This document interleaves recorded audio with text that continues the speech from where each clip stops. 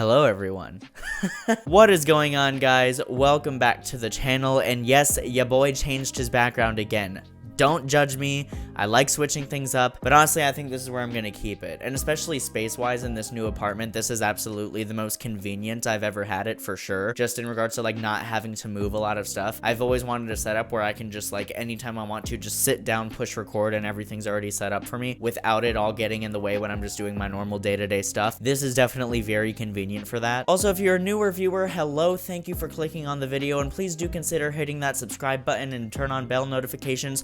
Don't text me while I'm filming a video! It's my boyfriend. Okay, he's so cute. That's okay. I'm filming a video right now, though. I'm really sorry. Sad face. Not the emoji. Not the emoji. Colon, parenthesis. No. Fuck you emoji. Send. So today we are going to be talking about one of the biggest and most popular animated sitcoms, I think it's safe to say, of all time, especially since the series ended back in 2020. I do think it's safe to say that this is definitely one of the most highly praised, at least, animated sitcoms, and honestly just sitcoms and shows, actually, of all time, looking at these Rotten Tomatoes scores. And that show is, of course, Bojack Horseman, which is a show that I heard so much about, especially from the years like 2018 to 2020 in particular, because I think a lot of people would agree that that's when the show was really at its best. And even talking to you today, I've only watched the first season. As you saw from the title, I've only watched the first season. This video is really only going to be me reviewing the first season, but I do think it is important to give the background information on the show, just in case you're somebody who hasn't watched the show who is watching this video, which, by the way, you are definitely safe here. Not going to be talking about any spoilers with season 1 of the show at all. So I grew up fairly sheltered, and my parents throughout my childhood and pretty much all my teen years until, of course, I turned like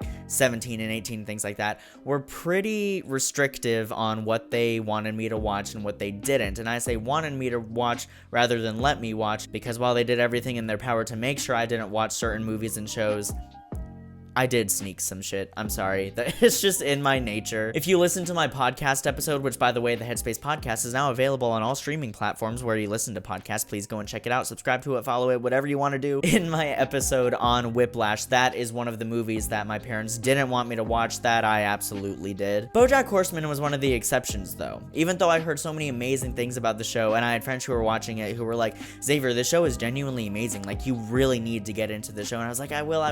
I just didn't. And I honestly don't know why. It was a show that I was always very interested in watching, but I just think in regards to my bucket list, like my to-do list of things that I wanted to watch throughout my teen years, this just wasn't at the top of it. It was just something that I knew was probably great because I had only ever heard great things about it, and it was something that I meant to get to at some point. But anytime I would sit down and start watching something that I hadn't before that I'd been wanting to, for some reason Bojack Horseman just never crossed my mind. And honestly, after finally sitting down and committing to it and watching this first season, I very much regret that. And I do want to point out that most people agree that the first season of the show is actually the worst. Looking at these scores here on Rotten Tomatoes, the first season has 71%, which is still pretty good for Rotten Tomatoes. It's still a pretty good first season. But then you look at every other season that followed, all the other 5 seasons. Season 2 sits at 100%. Season 3 also sits at 100%. Season 4 at 97%. Season 5 at 98%. And Season 6 at 96%. I mean, these are legendary scores, especially for television and animated television especially. But Season 1 sits at 71%.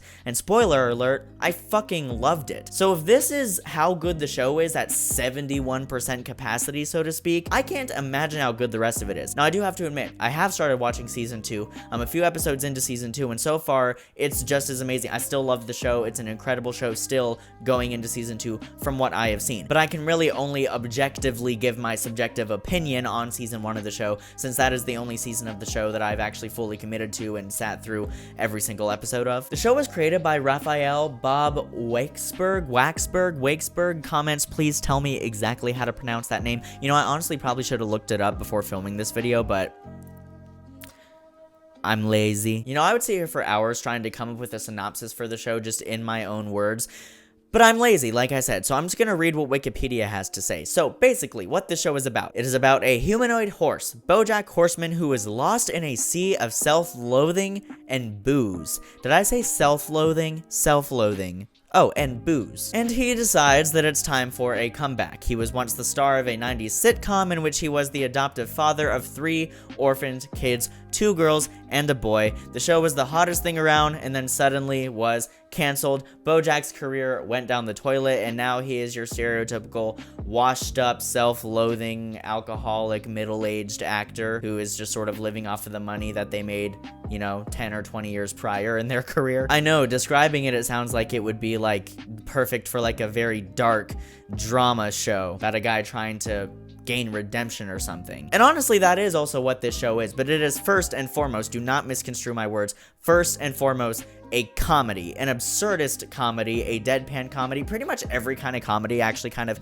exists in this show. It's one of the things I love about it so much. So going into my thoughts after having watched the first season, as I've already said, I am so regretful of the fact that I didn't watch this show sooner. This is my favorite show currently that I'm actively watching at the moment, and words genuinely cannot describe how excited I am to get further into it. This is genuinely one of the most entertaining shows I've ever watched, period, and I can say that confidently just after only having watched the first season, which I do think is incredible. And it was honestly hard for me to think of any glaring issues I have with this first season, but I do have a couple little critiques that I'll throw out there. Really, actually, mainly only one that I'll throw out there, and I'm just gonna get that out of the way right out the gate because I want to be mainly a proponent of positivity and supporting art rather than tearing it down. So I'm just gonna get this one criticism I have just with this first season out of the way. I feel like some of the writing comedically in this first season, it definitely is clear that this was a new thing for certain people and that they were still trying to find the footing. It feels like the show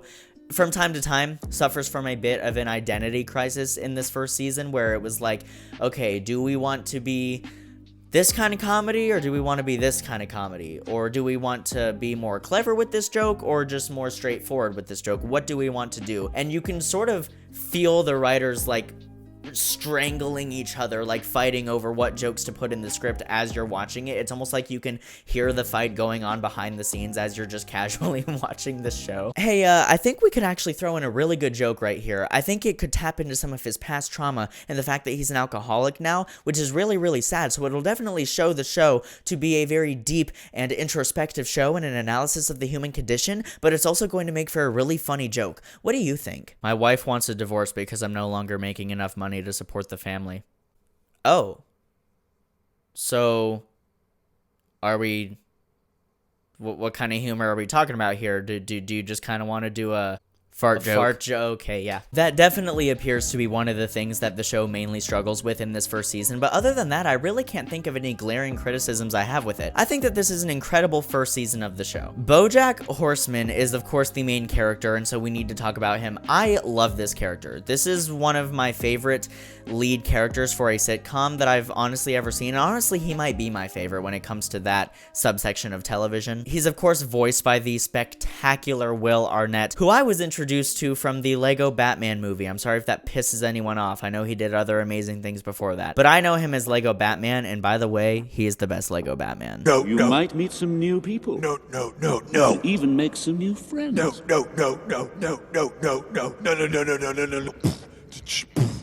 No. And it's funny because he's sort of doing the same voice here. Like, I don't know if it's his natural voice. I don't know what his natural voice sounds like, but the voice that he does for Bojack Horseman is pretty much exactly the voice, like the deep, gravelly, sort of monotone voice that he does for Lego Batman in the Lego Batman movie. And the reason I point that out is because one of my favorite things about this performance is that I can still separate the two so easily. Like, it doesn't feel like, as I'm watching this show, I'm not in the back of my mind thinking, oh, that's the voice of Lego Batman, because he just disappears into this character so well.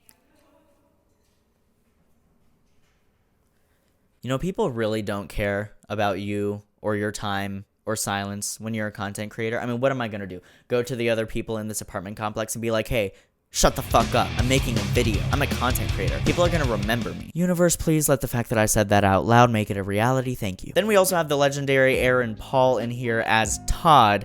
And I'm gonna assume that just the fact that this character is voiced by Aaron Paul and is named Todd, that is a reference to child killer Todd from Breaking Bad. I know it seems basic to say this, but Todd is my favorite character in the show. Like, I feel like he's like a fan. Again, I haven't watched the rest of the show, but just from discussion I've seen around it, I do think a lot of people just choose Todd as their favorite, and understandably so. Don't call people fucking basic for that. He's a great character. I'm sure they will expand on him more later in the show, but just from what I've picked up in this first season, he's just sort of kind of, I don't want to say a low life, because his whole character arc sort of is like realizing that he's not a low life. He just needs to get certain things together. He's actually a really creative and funny and amazing person. Basically, his parents kicked him out of the house when he was younger, and he's sort of just been crashing with Bojack ever since. I honestly love our whole main cast of characters here. Bojack, Todd, Princess Carolyn, Diane. Diane is an incredible character. Then we also have Mr. Peanut Butter in here, voiced by Paul Tompkins, who sort of acts as like Bojack's main rival throughout this first season. I don't necessarily want to say antagonist, but definitely a rival in Bojack's head for sure. It just seems like he's always trying to one-up Mr. Peanut Butter. The main arc with this first season is Bojack, like, you know, when we first meet him, he's in the position that I already described earlier in the video. He's washed up, not a lot going on. He's just living off of the success from 20 years ago. And we understand that he's been throwing around the idea of writing a memoir, like an autobiography of sorts, to get the public to like him again, because he sort of has a really terrible reputation now, and he's just not able to do it. He's not good at committing. He has like the most irredeemable, almost, commitment issues. He procrastinates a lot. He's also just in general kind of a dick. So he hires a ghostwriter, and that's where Diane comes into the picture. And that's sort of the plot of this first season. He hires a ghostwriter to help him write a memoir. We see various different facets and sides of his life through this journey of him writing this memoir, or Diane attempting to ghostwrite this memoir for him. We see a lot of highs. We see a lot of lows. And honestly, I think it makes for one of the better seasons of television that I've watched for sure. I would say with this first season, about 80 to 85% of the humor lands perfectly. As I said with my one critique earlier in the video that I said a little bit before, there's a lot of jokes where they don't land, and you get that it's funny, but it's not really funny. It just sort of more makes you think like, oh, okay, that was basic, but you know, whatever. Like, it's an adult show. Like, as I'm watching this first season, it is absolutely adult. It, for sure, just within this first season, earns that TVMA rating for sure. But that's why I was sort of taken out of it whenever they would just make, like, a fart joke. Like, I get it that in certain contexts, things like that are always going to be funny, but when it comes to this show, it's just sort of like, really? Like, this is an adult animated show. Like, you can fucking go there, man. But as I said, for the most part, 80 to 85% of the humor really lands, and it really does. Like, this is genuinely one of the funniest shows, in my opinion, that I think I've ever watched. Even the jokes that don't land, it's not like it made me think like, oh, okay, well, I don't know about this show, man. Like, I'm in from episode 1 pretty much of this show. I was like, oh, this is absolutely my kind of shit. Okay, I am so excited to watch this. So it's not like the jokes that didn't land ever made me think like, I'm kind of losing my love for this show. It was never like that, which I also think is a testament to how well most of the vast majority of the comedy in the show does land. Like, I've watched the entirety of this show really just by myself, and when you're by yourself watching a comedy, you're a lot less likely to laugh out loud. LOL. But I did, like, multiple times throughout my viewing of the show. I was completely by myself, just here in my apartment. I'm lonely. My boyfriend lives 1,500 miles away. Lucas, I miss you so much. If you ever do that again, I'm gonna kill your parents. Even though I was watching it by myself, there were several times where I legitimately laughed out loud, very loud, probably being very annoying for my neighbors. Now that I think about it, I'm probably being very annoying for my neighbors right now, talking super loud just to make a fucking video. They probably think I'm crazy. Like, these are one bedroom apartments, so they either think that I'm talking on the phone, or the fact that it's only me talking probably confirms to them that I'm losing my fucking mind. But yeah, genuinely laughed out loud at many moments in this show. I have a few running through my head right now that I can't say because they're pretty spoilery, but just insanely funny and insanely good comedy. But also, on the dramatic side of it, it is a very introspective show, and I know it gets even more so later on, but even just in this first season, I feel like, again, I haven't watched the rest of the show, but from what I've heard, people are like, oh yeah, season 1 doesn't really have any of the really well-written drama stuff. That's more later in the show. But as someone who's only watched season 1, so it's my only frame of reference, I think that the drama, even here in season 1, and the introspective nature of the drama and the way it's written is still very much intact, because it is a very hilarious show, but that's not all this show has to offer. Like, by a long shot, it is not all the show has to offer. These are genuinely very well written characters, and you don't only like them just because they're funny. You like them because you understand them and their motivations and the things they wanted in life and things that they didn't get. More specifically talking about Bojack in this moment, you feel for him and you honestly have every reason to hate him, but the fact that you don't and you're rooting for him and you just want him to get better rather than watch him perish, I think is definitely a testament to how well written genuinely the characters are outside of their comedic tendencies. But as a comedy, it is very well structured. Like, the premises of a lot of jokes in here are just so clever and genius. Like, they could work as stand-up comedy routines. But I really don't want to undersell the fact that the drama, even just in this first season, was very, very well realized, and it's the main reason why I'm so invested in the show. Like, yes, it's very entertaining and very funny, but here's the thing. With shows that are only entertaining and funny, they sort of just end up being background noise a lot of the time. For me anyway, and for a lot of other people I know. But with this show, it's not just background noise. And knowing me, and knowing the other shows in my life that have sort of just become background noise, that's no small feat. This show, like, I'm somebody who craves drama and craves, like, in the world of fiction, of course, I'm somebody who craves drama and craves genuinely very well written characters under all of the jokes in comedy media, and this show just does it so well. I love each and every character. I care about all of them, even Mr. fucking Peanut Butter, and I am genuinely invested in their stories and their arcs, and I'm excited to see where they go. Some smaller things here. I also love the animation. I think it's very frank, and and a lot of that also has to go to the humor. I think the show is edited extremely well. The voice acting across the board is incredible. The environments, I think, are very, very well realized, as they should be in a sitcom. I don't want to, like, just brush past the editing. The editing is honestly so much the reason of, like, why this show is so fucking funny. Like, there's smash cuts and very juxtaposing natured shots that are just fucking hilarious, man. Like, there's just so many running through my head right now.